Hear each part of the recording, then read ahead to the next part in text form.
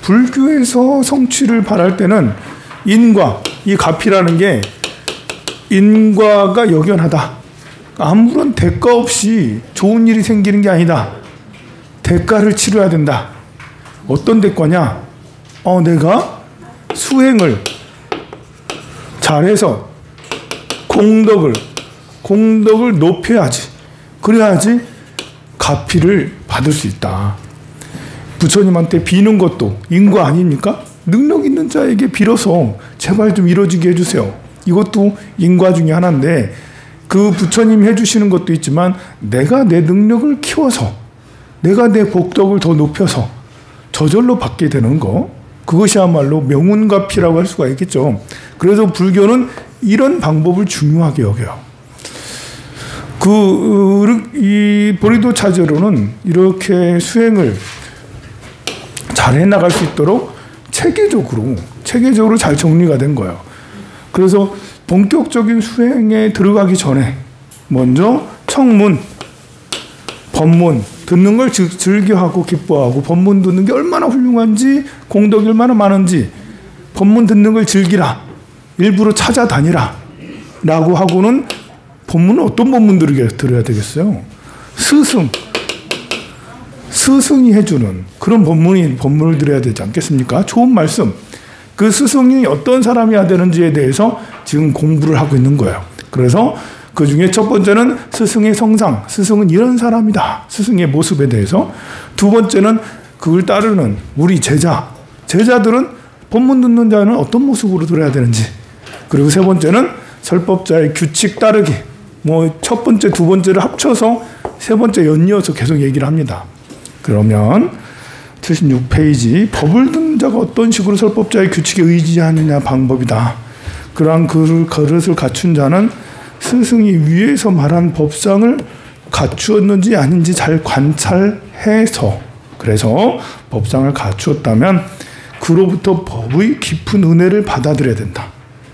이제 이 백천만겁이 지나도록 만나기 어려운 불법, 스승이 말해주지 않으면 알 수가 없잖아요. 그러니까 스승의 은혜가 얼마나 큰지를 생각을 하는 거죠. 이 점에 관해서 선식 땐빠와 쌍뿌 두 사람이 서로, 이 두 사람의 전개에서 서로 일치하지는 않는데요. 땐빠와 쌍뿌는 스승이 적고 많고의 차이가 있어요. 한번 볼까요? 쌍뿌와는 많은 스승을 모셨고 그들의 강서를 들었다고 한다. 한때 쌍뿌가 캄에서 오는 길에 한 거사가 법을 설하는 것을 들었게 되었는데, 이때 수행하던 제자들이 그의 법을 들으면 채통이 깎인다 하자, 너희들은 그렇게 말해서는 안 된다. 나는 두 가지 이점을 얻었다. 그러니까 이분이 스승이 많은 것은 그 스승마다의 장점을 취한 거지, 단점을 생각하면 스승이 많을 수가 없어요. 우리는 우리 한국인들은 기본적으로 스승은 한 사람. 머릿속에 당신의 스승은 누굽니까? 라면 한 사람 정도밖에 떠오르질 않아요. 두 사람, 세 사람, 네 사람이어야 된다. 더 많아 10명, 20명이어야 된다는 생각은 별로 갖질 않아요. 그리고 내가 스승으로 모시는 분은 완벽해야 돼. 이런 분이야말로 내가 따를 수 있지. 내가 스승으로 모실 수 있어. 라고 생각을 많이 해요. 여기에 대해서 보리도차제로는 아니다. 넌 진짜 잘못 생각하고 있다. 라고 그걸 깨주게 되죠. 우리 진짜 이거 잘못됐거든요. 우리 처음 출가해서 초발심 장엄문을 외웁니다만, 그래서 좋은 스승 밑에서 수행하기를 그렇게 권장하고 있습니다만, 이걸 자세하게 얘기해 주질 않으니 우리 스승을 만나도 마음에 안 들면 떠나버리는 거예요. 가버리는 거예요. 여기에 대한 문제. 여기서도 그렇습니다. 채통이, 저 거사한테 법을 들으면 채통이 깎인다. 우리 불교 중에 계율 중에 하나가 속세의 사람한테 법을 듣지 않는 것처럼 돼 있는 계율이 있어요. 이제 세속에 우린 출가자잖아요. 출가자 프라이드가 있잖아. 출가자는 출가자에 이렇게 수십 년 동안 공부를 했잖아요. 그래서 출가자는 제가자의 강의 따위는 이런 생각이 있고, 또 그것이 이제 왜 지난번에 이제 스승이 높은 곳에 있어 설법을 해야 된다, 앉은 사람에겐 하지 말아야 된다, 군복을 입은 사람에겐 하지 말아야 된다, 모자를 쓴 사람에게 하지 말아야 등등 여러 가지가 있잖아요. 근데 그런 것들이 곡해되고 오해되고, 그래서 속세의 사람에게 무슨 법을 듣느냐. 우리는 왕에게도, 왕이 시키는 것도, 왕이 오라게도 안 가는 게 우리 스님들인데, 왕에게도 절을 하지 않는 게 우리 스님들인데, 속세 공부 좀 한다고 하는 사람, 교수님 말을 듣고 앉아있으면 이거 아닌 거 아니야? 이런 이제 암한심이라는 게 좀 깔려 있어요. 저절로 그렇게 돼요. 여러분들도 만약에 출가하면, 좀 비구스님으로 출가하면 좀 저절로 그렇게 딱 높아지는 게 있어요. 그런데 이 보리도 차지로는 그걸 여지없이 다 깨주고, 이거 아니야, 잘못된 거라고 그렇게 하면서 나옵니다. 77페이지 선지식 땜빠에게는 스승이 적어 5밖에 없었다. 어느 날 쌍뿌아 말고 이제 땜빠입니다. 어느 날 뽀또아와 곰발인 첸 존사 둘이 그들의 방법 가운데 어느 것이 훌륭한가 논의하다가 수심이 부족하여 스승의 허물을 쉽게 발견하고 불신하게 되는 시기에는 둘 다 선지식 땜빠의 방법이 훌륭하다. 그러니까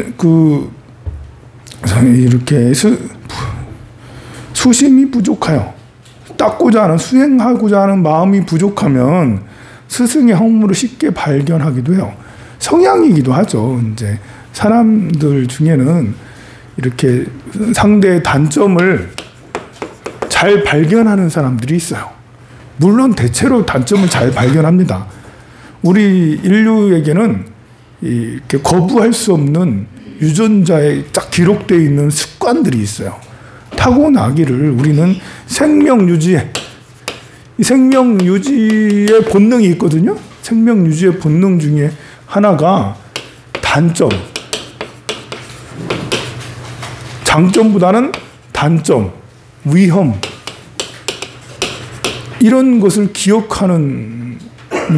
기억하거나 인지하는 능력이 뛰어나요. 살아남아야 되니까. 지금의 안전한 사회니까 옆에 있는 사람도 잘 믿고, 호랑이가 나타나도 무섭지 않고 그런 거지만, 옛날에는 이렇게 단점이나 위험한 점이 있으면 그걸 그냥 방치했다가는 그냥 죽어버리는 거예요. 그러니 지금은 그런 일이 없잖아요. 그렇지만 옛날에 그런 것들이 여전히 남아서 우리가 불안해하고 의심하고, 그리고 이제 공포를 느끼는 이런 것들은 다 여기에서 생기는. 여러분들이 절대 행복하기가 어려워요. 왜냐하면 이 장점보다는 단점, 아픔, 괴로움, 이런 것들을 더 많이 기억해. 우리가 10번 서로 사랑하고 잘 맛있게 먹고 서로 진짜 행복했어. 10번 행복했다 하더라도 단 한 번 서로 싸우고 막 서로 미워하고 서로 의견 다르다는 이유로 막 부딪혔으면 절대 그걸 잊질 못해. 왜냐하면 이 아픔이나 단점, 이것은 우리 뇌 속에 각인 효과가 굉장히 커요. 이것은 생명을 유지해야 되는 습관 때문에 그런 거예요. 지금은 안 해도 되는데, 지금은 한 번 싸운 것도 용서해도 되는데, 서로 화해하고 학수하고 서로 끌어안아도 되는데, 그런데도 여전히 우리는 뇌가 그렇게 세팅이 되어 있어요. 그래서 싫은 사람 한 번 아무리 좋다 하더라 한 번 삐끗하면 다시는 안 봐. 라는 머릿속에 그렇게도 돼 있어. 어떤 사람은 3번까지 유예한데 내가 3번은 참지. 라고 그렇게 하는데, 역시 아닙니다. 그것이 스승을 간택하는데도, 스승은 내가 선택하는 거 아닙니까? 내가 선택을 하잖아요. 스승을 간택하는데도 똑같아요. 야, 너무너무 자비롭다. 너무너무 참 따뜻하다. 아는 것도 많다. 막 그렇게 감동하고 있었는데 거짓말해. 거짓말하는 걸 알아버렸어. 2번, 3번 거짓말해. 반복돼. 저 스님은 거짓말쟁이였어. 내가 속았어. 이렇게. 스님이 청빈하게 살아. 그리고 법문도 잘해. 하여간에 질문에 막힘이 없어. 이렇게 하다가도 어느 순간 탐욕의 순간이 있을 수 있거든요. 시기적으로 탐욕이 올 때도 있어요. 시기적으로 이렇게 공부하고 싶을 때도 있지만 시기적으로 욕심을 엄청 부릴 때도 있어요. 그것도 눈에 띄게, 사람들 다 띄게 탐욕을 탁 부려. 그러면 그거 하나로 내가 스승을 잘못 봤다 그러면서 떠나기도 하고, 그런 일들이 비일비재하는데요. 그렇게 하면 평생 가도 스승이 있을 수가 없죠. 그래서 스승의 허물을 쉽게 발견하고 불신하게 되는 시기, 그런 때는 이런 땜빠 같은 분의 그 방식이 참 그분한테 배워야 된다라고 그렇게 해야 됩니다. 우리가 기본적으로 세팅되어 있는 그런 것들을 잘 알아차려야 돼요. 시기 질투도 기본적으로 세팅이 되어 있고요. 우리가 화내는 이유도 여러 가지가 있지만 그 생명을 유지해야 되거나 위험에서 벗어나야 되는, 그렇게 하기 위해서 화내는 이유 등도 있거든요. 그래서 그런 걸 잘 알아차리는 것도 중요하다. 법운을 바로 봐들인 제자들이 일반적으로 또 특수하게 원만한 교법으로 마음을 잘 이끈 선지식에게 어떻게 의지할 것인가 하는 규칙은 두 가지로 나누죠. 마음으로 의지하고 또 과행으로 의지하고. 이 스승의 이제 말씀을, 스승을 따르는데 마음으로 의지하는 것은 당연하죠. 근데 마음으로만 의지해서는 안 되죠. 정진. 가행이란 건 정진하는 거예요. 열심히 더 수행하는 거예요. 수행하지 않으면 스승과 인연이 깊질 않아. 그냥 조금 하다가 말아. 근데 계속해서 정진을 하면 스승과의 인연이 더 깊어지고 마음은 더욱더 높아지겠죠. 특별히 충심을 닦는 것을 근본으로 하는 것이요. 은덕을 잊지 않고 공경하는 마음을 품는 것이다. 화엄경에서는 구종심으로 선지식을 의지하고 섬겨야 된다고 말하죠. 구종심은 자기 주장을 버리고, 그리고 자신을 스승의 의지에 맡기고, 효심이 있는 효자처럼 마음을 내고, 효자가 무엇을 할 때 자기 주장을 버리고 부친이 안색을 보아가면서 시키는 대로 하듯이 선지식이 안색을 보아가며 행해야 된다. 제자가 스승을 섬기는 데 있어서, 스승을 모시는 데 있어서 중요한 것을 뽑아낸 거예요. 우리 그 쫑까파대사는 이런 것들을 경전에 어디서 그렇게 다 찾아가지고 이렇게 이런 논설을 지었는지 정말 AI도 아니고, 우리가 경전 아무리 많이 봐도 이걸 찾아내기 어려운데, 여기 이제 화엄경에 이런 것이 있고 그걸 또 쭉 간추려가지고 스승을 모실 때는 자기의 주장을 버리라고 합니다. 그만큼 이제 스승이 훌륭하다라는 것이 있어야 되겠죠. 그냥 스님이면 다 이렇다라는 건 아니에요.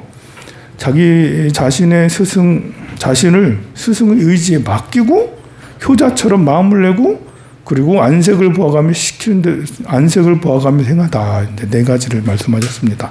또 현재 불타 현증 삼매경에서 제자는 모든 일에서 자기 뜻을 버리고 선지식의 생각에 따라 행동해야 된다라고 말했죠.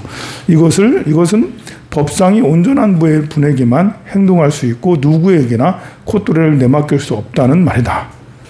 누구에게나 콧도래를 내맡길 수 없다라는 것은 이제 스님이면 다 스승이 아니다라는 거죠. 모든 스님에게 다 그럴 게 아니라 진짜 스승에게만. 우리가 여러분들이 저는 스승이 없는데요?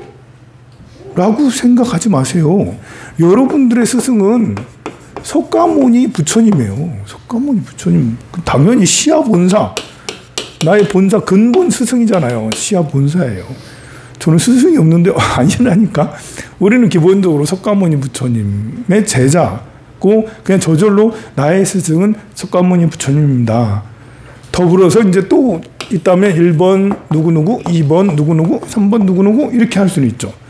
달라이라마 존자님, 성철 스님, 법전 스님, 원효 스님 뭐 이렇게 해가지고 쭉 나열할 수는 있는데, 이제 여기에서 스승을 대할 때는 석가모니 부처님처럼 대하면 돼요. 우리가 이제 나의 롤 모델, 인생을 살면서 나의 멘토, 나는 이분처럼 살아야지 라는 첫 번째 기준은 석가모니 부처님이에요. 그래서 석가모니 부처님의 전기를 여러 번 읽는 것도 필요한 거예요.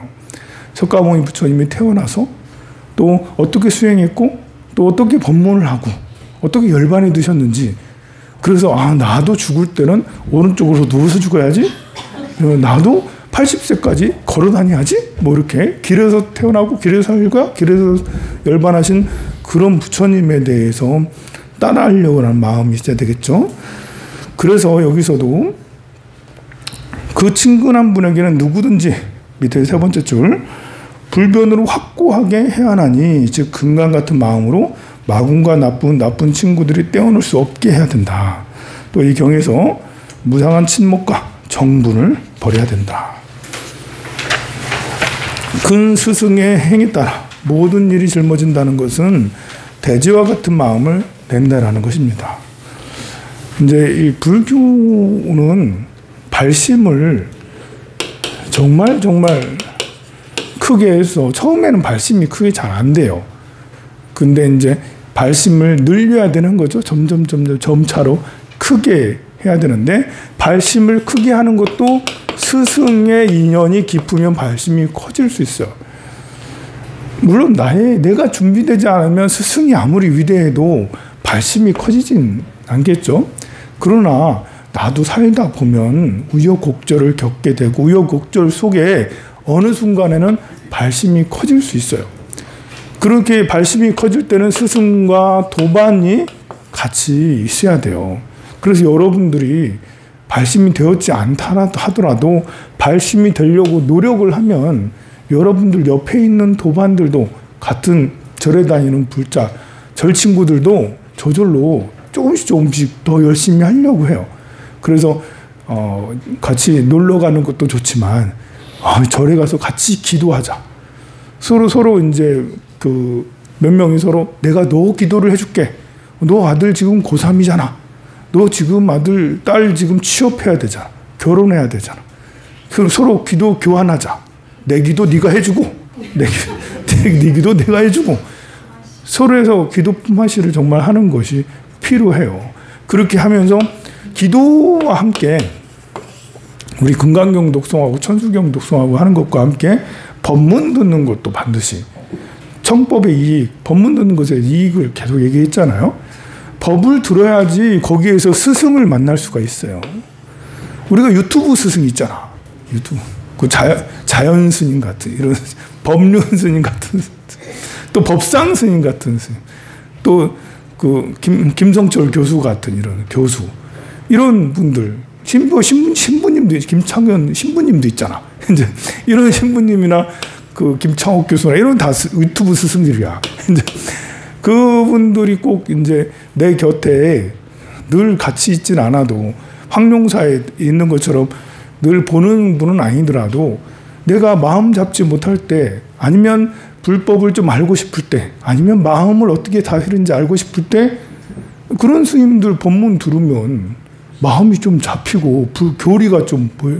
원령 스님 얼마나 깔끔하게 교리 해설 착착착착 잘해내요. 너무 잘하거든요. 그런 걸 들으면 아유 사리자야 색은 곧 공이고 공은 곧 색이다. 이거 어려운 거지만 스님 얘기하는 거 들으면 그렇구나 하면 쉽게 알아들을 수 있잖아요. 그렇게 해서 법문을 계속 들어야지 발심의 열망이 커지고 도반들과 함께 서로 공유를 해야지 그것이 끊이지 않는 거예요. 여기서 그대들이 세 번째 줄 나의 선지식인 보살 같은 분을 만나서 가르침대로 수행하는 것은 참으로 큰 복이로다. 지금부터 부담으로 생각하지 말고 장엄으로 삼을지이다. 짐을 짊어진 후에 어떻게 행동할 것인가는 6가지가 있다. 먼저 철이산 같은 마음을 내야 된다.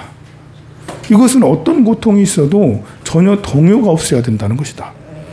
이게 불교가 약간 이렇게 그 무리한 마음, 좀 뭐랄까 이제 불교는 이 백척간두의 진일보라고 해가지고 백척간두에 섰는데 거기서 한 발짝 더 내디디래.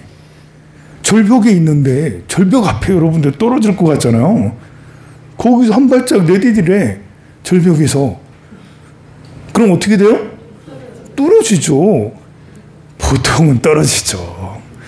하지만 배운 자는 한 발짝 더 내디디면 떨어지는 게 아니고 날아오르지. 이렇게 날아오른다니까. 한 발짝 탁 내딛는 죽는 줄 알았는데 탁 죽어. 날아오른다. 상승한다니까 쭉 상승해. 날아올라요. 날아올라. 이 원리를 우리가 잘 알아야 돼요. 그래서 정말 극한의 상황에 이르렀을 때 좌절하지 말고 끽해봐야 죽기만 하지 뭐. 죽음이 두려운가? 죽으면 우리 극락에 갈 텐데. 죽음아 나를 잡아가도 괜찮다. 나무 아미타불 하면 끝장이야. 그럼 그러니 나는 죽음이 두렵지 않아. 끽해봐야 죽을 뿐인데 뭐 하면서 이제 한 발짝 더 내딛고 위험한 상태라 하더라도 그래도 할 수 없지. 끽해봐야 죽음. 출가한 스님도 있는데 세속을 버리고 절에 간 스님도 있는데 뭐 세속에서 아무리 요즘에 힘든 사람 많아요. 그렇지 않아도 청년들은 50만 명이나 작년에는 42만 명 뭐 이렇게 쉰다고 그랬거든. 이 재작년에는. 근데 지금 청년들이 50만 명이 쉬고 있대. 자영업은 100만 명이 휴업을 하고 폐업을 하고. 그러니까 지금은 10명이 열면 12명, 13명이 문 닫는 거예요, 지금. 그러고 있는 그런 상황에서 관세 공포까지 생기는. 무슨 관세를 보편 185개국에 전 세계 185개국에 보편 관세 10%를 무조건 때린 데다가 그런데다 우리나라는 25%냐 26%냐 막 그러고 있어. 25% 막 때린다 하고 일본도 4% 이렇게 때린다 하고 베트남은 46%. 그 캄보디아 49%인가요? 50% 캄보디아. 라오스 47% 뭐. 미쳤어 그냥. 이렇게 굉장히 어마무시하게. 중국은 기존에 25%였거든요. 지금 34%뿐이에요. 이거 한다니까 이제 중국도 우리도 34% 하지 뭐. 똑같이 하지. 상호관세 그냥 한데 우리도 중국이 준비를 많이 했어요. 중국이 몇 년 동안 8년 동안 당하면서 아유, 미국만 단주하냐? 이제 미국 아니어도 돼. 라면서 우리도 34% 했더니 갑자기 하는 말이 여기다 받고 더블로 50%까지 하지. 그래서 이제 트럼프는 50%까지 때린다고. 이거 안 받아. 34% 처리하지 않으면 50% 더 때린다고 막 그러고 있잖아요. 좀 이런 상태니까 지금 뭐 이렇게 우리나라도 그렇고 또 그 모든 세계 증시들이 폭락을 거듭하고 있어요.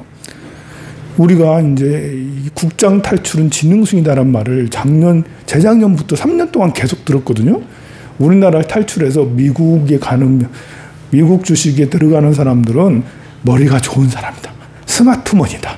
국장에 남아있는 사람은 지옥만 있고 미국에 가면 스마트한 거다라고 계속 얘기했는데 어떻게 됐어요? 지난 트럼프 당선이 12월 달인데 1월 달 취임했잖아요. 당선됐을 때 2만 포인트였던 나스닥이 내리고 해서 15,000포인트 이렇게까지 내렸거든요. 거의 25%를 내렸어요. 25%. 근데 25%는 우리나라에서는 아무것도 아니죠. 우리나라는 뭐 30%, 40% 반토막이 그냥 막 절절해서 그렇게 많이 내린 건 아닌데 미장도 사실 많이 내린 게 아니에요. 무서운 건 뭐냐면 이 사람들이 레버리지를 많이 썼어요. 없는 사람도 레버리지를 쓰지만 신용만 하는 거예요. 있는 사람들도 미국 사람들도 엄청나게 레버리지를 많이 쓰고 증권사든 개인이든 미장이 계속 오르기만 했어요. 2년 3년 동안 오르기만 했어요. 그러니까 계속 오르기만 하니까 이쯤 됐을 때 여기 됐을 때 너무 많은 사람들이 레버리지를 쓴 거야. 그리고 어떤 사람들은 곱하기 3배짜리 이런 것들을 많이 들어갔어요. 특히 우리나라 사람들은 정말 대단해. 우리나라 사람들은 이 TQQQ라는 종목이 있는데 이것은 나스닥의 3배 레버리지예요. 이게 시가총액이 적지 않은데 이 시가총액의 비중이 20% 이상이 우리나라 사람이에요. 미국 주식인데 우리나라 사람들이 20% 이상 들고 있어. 이야, 오를 때는 다들 환호했지. 근데 이게 80 몇 달러까지 올라갔었는데 내려서 지금 40달러거든요. 반토막이 났어. 3년 전으로 돌아간 거예요. 미국 주식에 들어간 사람들이 그 사이 이렇게 많이 들어갔을 거 아니에요. 이 사람들이 전부 다 손실로 돌아선 거야. 이것만 있는 게 아니라 우리나라 사람들은 반도체에 또 진심이거든. 반도체 너무 좋아하잖아. 삼성전자를 비롯한 하이닉스 뭐 이런 거 너무 좋아해. 그 반도체도 쏙3라고 이것도 3배짜리 거예요. 3배짜리. 반도체 3배짜리. 그건 더 많이 떨어졌어. 90달러 하던 것이 8달러까지 떨어졌어. 이게 1억 넣었으면 800만, 900만 원, 1억도 안 되는 거야. 아니, 1000만 원도 안 되는 거예요. 이 사람들이 전부 다 이런 때 다 넣은 거거든요. 얼마 전에 다 넣었어, 그냥. 그런데 이게 지금 며칠 만에 이렇게까지 하락했잖아요. 우리나라 사람들이 이거보다 더 대박인 것은 테슬라 3배짜리 있어. 2배짜리, 3배짜리 이런 것도 있어. 우리나라에는 없는 상품이에요. 미국에는 이런 게 있어. 이것에는 테슬라 우리나라 사람들 너무 좋아하거든요. 제일 많이 갖고 있고 이 2배짜리도 40% 이상이 우리나라 사람이에요. 실화인지 모르겠어. 근데 그렇대 진짜. 어떻게 40% 이상이 우리나라 사람들이 이걸 들고 있냐고. 그래서 보면 우리나라 사람들이 강심장이 많은데 이번에 이렇게 하락장에서 야 이건 아니 하루에 20%씩 막 20%씩 이틀 동안 계속 내리는 거예요. 그러니까 반토막 나는데 2, 3일밖에 걸리지 않았어. 그래서 너무 힘든 그런 시간을 보내고 있지 않겠어요? 국장도 엄청 힘들지만 근데 가만 보면 이것은 결국은 트럼프가 시작한 또 이 쏘아올린 공인데 미국에 과연 이익이 될까? 우리가 이제 1940년대 이후로는 세계 무역 장벽을 허무는데 혈안이 됐었어요.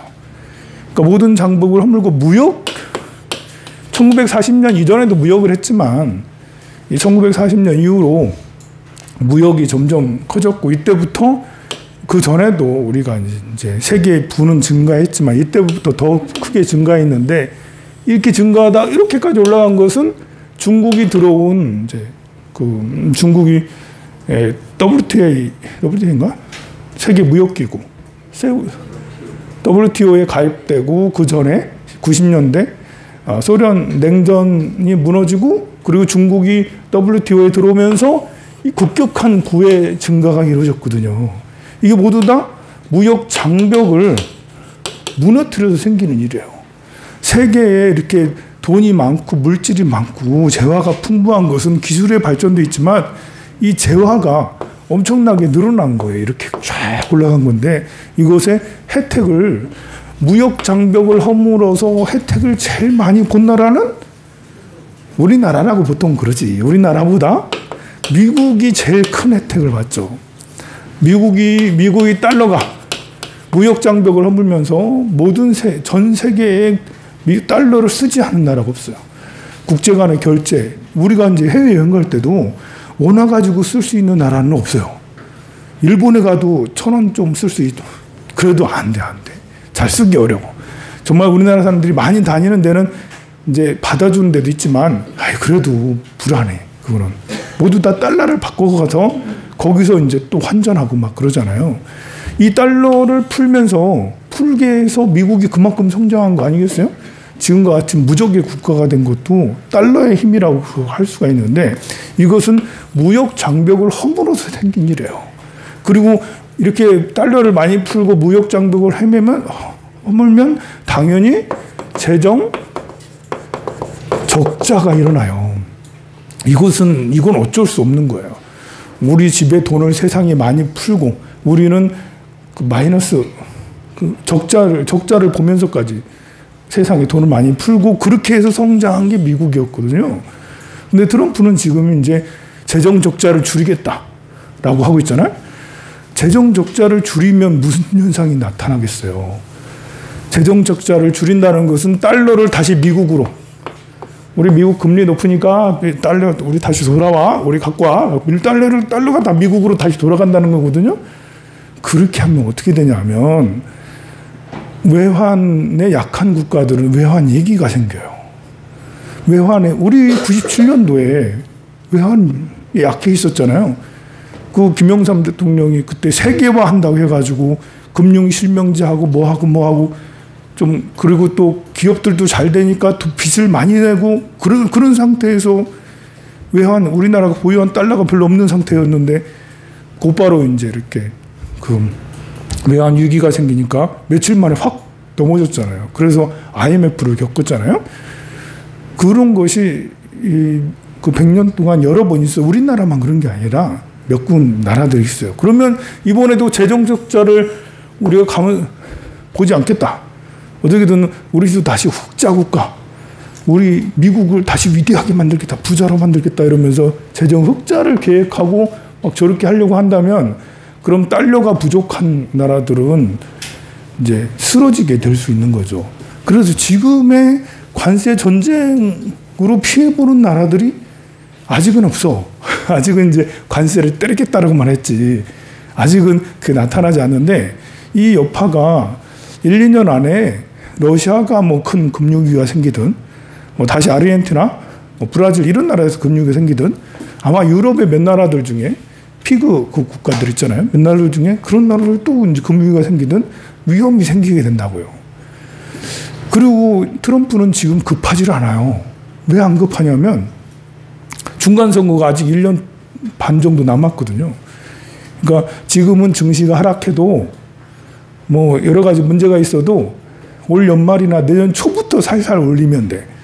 중간선거 막 볼 때 그때 경기가 막 좋아가지고 잘 되면 다시 또 그 재신임을 받을 수가 있잖아요. 아마 그런 전략들도 있을 거예요. 등등의 그런 예로 등등으로 지금 쉽지가 않다. 그래서 월가에 많은 사람들이 현금 확보에 기를 쓰고 다 팔아대고 삼성전자고 뭐고 다 팔아대고 현금 확보에 기를 쓰고 지금 노력하고 있는 것도 쉽지 않기 때문에 지금의 장이 쉽지가 않기 때문에 그래요. 그런데 이렇게 해서 그러면 중국은 이걸 버텨낼 수 있을까? 이게 제일 관건이거든요. 중국 죽이려고 다 이러고 있잖아요. 근데 중국은 몇 년 동안 체력을 많이 길렀어요. 헝다 이런 거 다 무너뜨리고 이제 중국의 부동산이 제일 큰 문제였잖아요. 그걸 많이 해결을 했어. 우리나라 부동산이 지금 심각하잖아. 근데 우리나라는 해결을 못하고 있잖아요. 근데 중국은 완전히 해결하지 못했지만 그래도 완전 굉장히 큰 위험에서 좀 벗어났어. 그리고 중국은 이제 그 유가증권 증권시장에 올리는 회사가 안 많아요. 미국은 증권시장에 올리는 회사가 엄청나게 많잖아요. 이것이 다 반토막 나면 미국은 나 죽겠다 하고 막 그러잖아요. 중국은 그 몇 년 사이에 제조업을 완전히 이제 세계 제일로 만들었잖아요. 그리고 1대1로 해가지고 동남아시아 전부 다 중국 땅으로 만들었잖아. 아프리카도 중국 땅으로 만들고 유럽도 지금 침공 중이고. 그래서 미국하고 거래하지 않아도 괜찮아. 라는 이런 그 배짱까지도 가지고 있다니까요.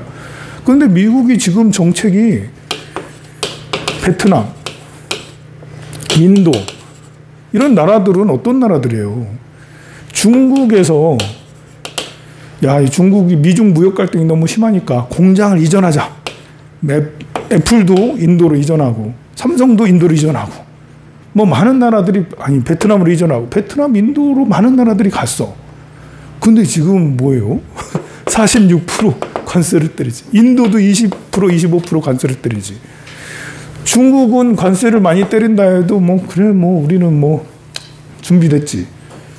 그리고 이 나라들 베트남이나 인도, 방글라데시 전부 다 이제 그 해외로 중국에 있던 공장들이 다 넘어간 거잖아요. 근데 지금 이 상태에서 다른 나라들도 이렇게 관세를 많이 때리면 중국만 좋다라고 생각할 수 있죠. 그 회사들이 베트남 괜히 갔나? 인도 괜히 갔나? 또 이제 이것을 그 트럼프는 계속 할 수가 없어요. 왜냐하면 아이폰을 사려면 지금 200만 원 하거든요. 근데 이런 데다가 베트남, 인도 이런 데 공장 이런 데 있거든. 여기다 관세를 때리면 이 200만 원이라 400만 원이 될 수가 있어요. 아이폰 하나 사는데 350만 원, 400만 원 어떻게 사? 미국 사람들도 입이 이만큼 나오죠. 삼성전자는 상대적으로 싸게 삼성전자한테는 좋을 수 있는데 뿐만 아니라 서로 관세 전쟁이 생기면 그 구글이고 마소고 페이스북이고 이런 이 빵들 이런 이제 그 엔비디아도 그렇고 이들이 관세 피해를 제일 많이 볼 거거든요. 유럽에도 우리도 관세를 애플에 때릴게. 우리도 뭐 그 중국도 중국에서 애플에 관세를 때리면 중국에서 안 사면 애플은 그것 때문에 애플 주가가 엄청 많이 하락했어요. 등등의 이것을 지속할 수가 없어요. 미국의 거의 모든 물가가 한 20% 30% 높아질 거거든요. 그런데도 불구하고 때릴 듯이 엄청나게 하고 있는 거는 트럼프의 어디로 튈지 모르는 그런 전략인가 이렇게 생각하는 사람들도 있죠. 이렇게 위험한 상태에 이런 위험한 상태에 우리는 마치 수행자가 백척간두에 절벽에 딱 서가지고 한 발짝 더 가서 내디들이죠. 절벽 그 위험한 절망의 상태에서도 희망을 잃지 않고 끽해봐야 죽기밖에 더 하겠냐. 그래서 힘들더라도 여러분들 이자 내기 힘들고 뭐 돈 벌기 힘들더라도 경전반에 와가지고 이 시간만큼은 그래도 나무아미타불 관세음보살하면서 이 부처님 법 공부를 하면 그러면 여러분들이 이 절벽에서 뛰어내릴 때 날아오르는 일이 생겨요. 절벽. 보통 사람은 절벽에서 뛰어내리면 떨어지지. 근데 우리는 절벽에서 뛰어내리면 딱 날아오르는 그럴 수 있습니다.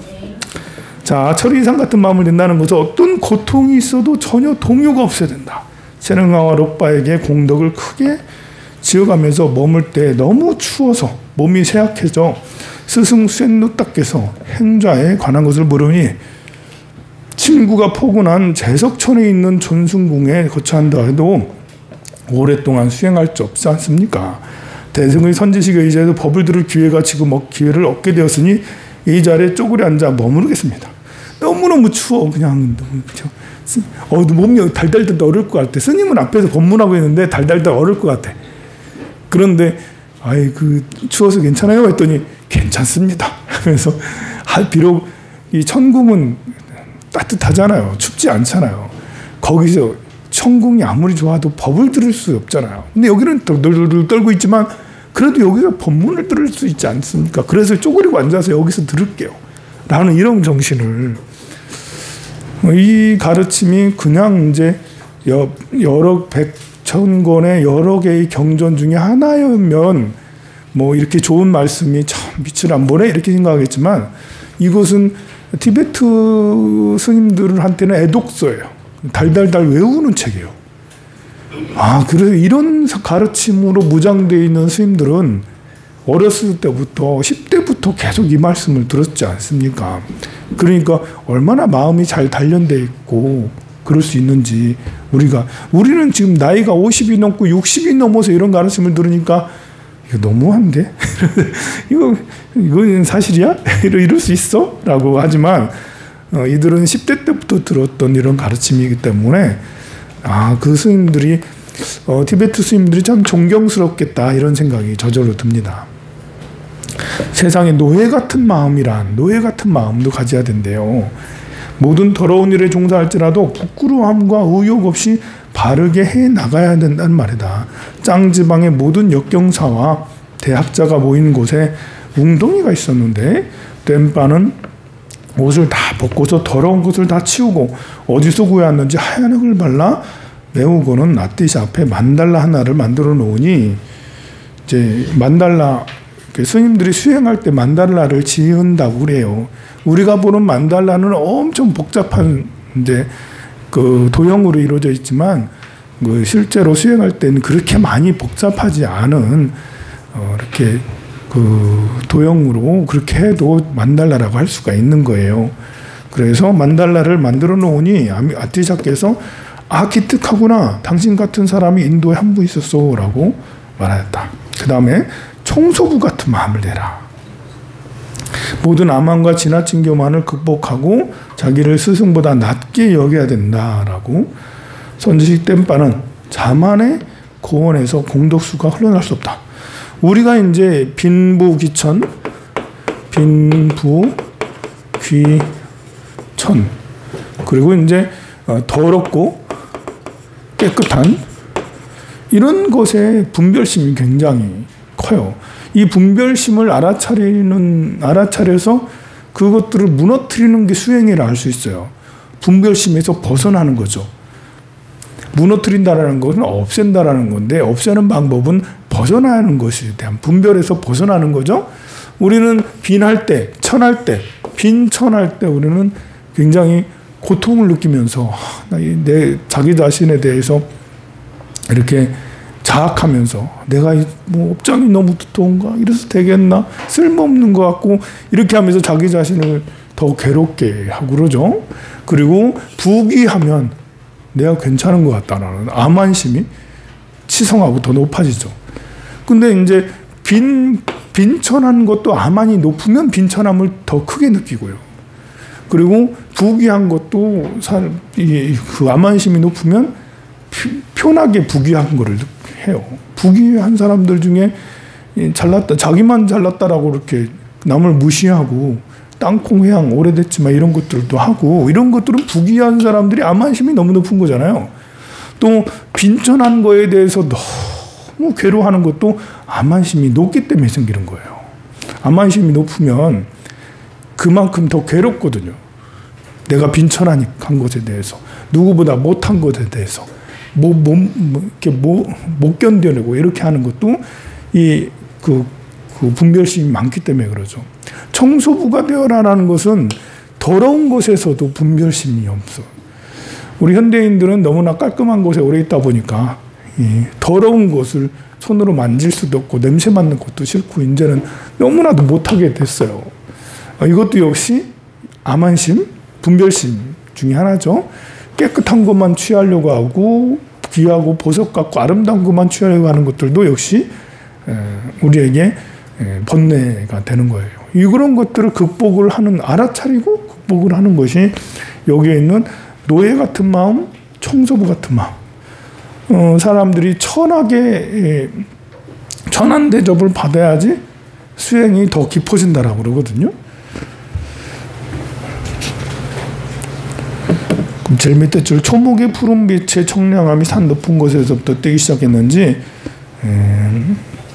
저습지의 낮은 곳에서 먼저 뜨기 시작했는지를 살펴보라 라고 말하였고, 또 대승심이란 스승의 일이 하기 힘들지라도 선뜻 짊어지고 기쁜 마음을 지녀야 된다 라고, 하기 힘든 일이라도 그렇게. 견심이란 스승이 꾸짖고 무시해도 그것에 노여하지 않는다 그러잖아요. 스승이 힘들고 어려운 것만 시켜, 또는 스님이 너무 화를 많이 내, 그렇다 하더라도 그 꾸짖고 무시해도 마음에 변동이 없어야 된다. 또 때름바는 어느 화사를 찾아뵐 때마다, 그림 그리는 스승을 화사라고 그래요. 꾸짖곤 했는데 화사의 제자 양모아가 이 논사께서는 우리 스승에게 유달리 녹이 등등하신다 말하자 화사가, 너는 꾸짖는 것을 알아듣느냐. 그분이 그런 식으로 가르칠 때마다 해륙과 금강이신의 가피를 받는 것과 같다. 이제 그 해륙과 금강이신은 이제 신장들 중에 하나예요. 신장, 이제 신중단에 있는 신장을 말하는 거죠. 이런 가르침들을 어렸을 때부터 늘 듣는 거예요. 그래서 우리는 이제 사람마다 이렇게 성향이 다 다르거든요. 사람이 기본적으로 이런 성향들이 있어. 시키지 않아도 스스로 알아서 하는 사람이 있죠.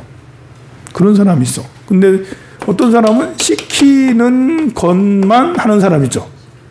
시키는 것만 하는 사람도 있어요. 다른 건 생각이 안 나. 시킬 때만 해.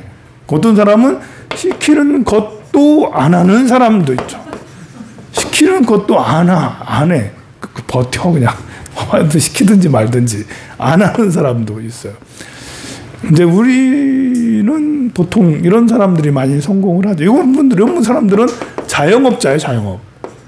자영업 하는 사람들은 시키지 않아도 스스로 알아서 따따따따 이런 사람은 시키는 것만 하는 것도 못 견뎌. 시키는 것만 하는 사람은 공직자. 공직자들은 시키는 것만 이렇게 그걸 잘 해내죠. 맡은 것만 잘 해내는. 요거는 시키는 것도 안 하는 사람은 무직자지. 무직자. 그냥 쉬겠습니다. 아무것도 안 하고. 시키는 것도 안 해.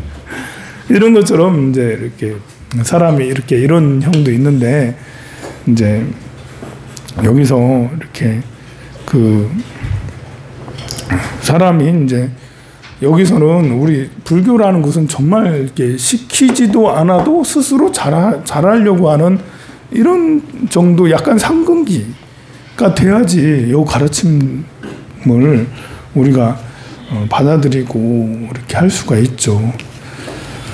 점점 이제 나이가 들어가면 점점 내려가요. 나이가 들어가면 20대, 30대는 시키지 않아도 스스로 알아서 잘 하려고 하고, 나이가 40대가 넘고 50대가 되면 시키는 것만 이렇게 하고, 나중에 60대가 넘고 70대가 되면 시키는 것도 하기 싫고, 나한테 시키는 사람 없었으면 좋겠어.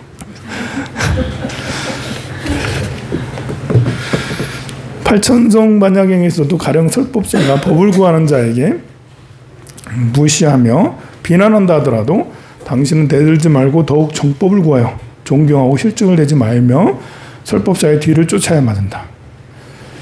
여기서 이제 이렇게 보면 설법자는 이제 이렇게 제자들은 너무 순종적이고 시키는 것만 해야 되고 뭐 그렇게 나와 있지만 사실 이것은 한 부분이고요.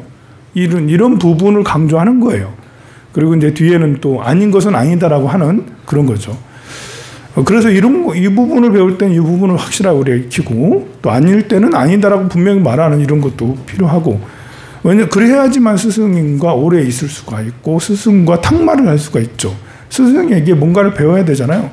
또 스승이 석가모니 부처님이라면 완벽하지만 그렇지 않을 때는, 설사 스승이 완벽한 부처님이라 하더라도 내가 업장이 두터울 때는 자주 의심을 하게 되거든요. 석가모니 부처님하고 옆에 있는다 해도 저 부처님은 왜 저래? 왜 저렇게 행동해? 음욕이 있나? 아니면 제욕이 있나? 아니면 안만심이 높은가? 스님 그게 아니잖아요. 스님 왜 그러세요? 저한테 그런 거 시키지 마요. 그렇게 할 수 있잖아요. 왜냐하면 내가 아직 업장이 두터우니까 자꾸 의심이 생기는 거예요. 그럴 때마다 네 알겠습니다. 순종하고 나는 잘못이 내 잘못에 스승이 시키는 건 다 맞아. 그렇지. 이렇게 하는 방법도 있지만, 이렇게 시키는 것만 하는 사람은 그렇게 할 수 있지만, 이 시키지 않아도 스스로 잘할 수 있는 사람은 더 빨리 성숙할 수 있어요. 그런 사람은 싸워가며 스승하고 싸워가며 있어야 되는 거예요. 스승 그거 아닌데요? 그러지 마요. 나 이렇게 할 거예요. 그렇게 하면 스승과 같이 탁마해가면서 이렇게 이런 사람 이렇게 하는 거거든요. 주로 여기에서 지금 말하는 부분은 시키는 것만 하는 사람하고 같이 있을 때는 여기서 말하는 게 맞죠. 그리고 시키지 않아도 스스로 할 수 있는 사람도 이걸 배우긴 배워야 되죠.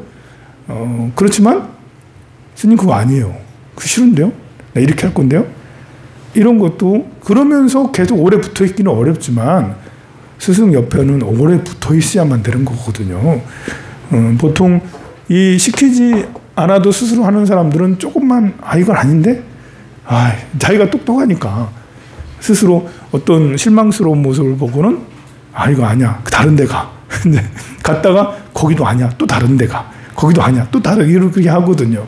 그런 사람들은 여기 있는 가르침들을 충분히 숙지하고 그러면서 스승과 싸워가면서 있어야지 되는 것입니다. 좀 쉬었다 하도록 하겠습니다.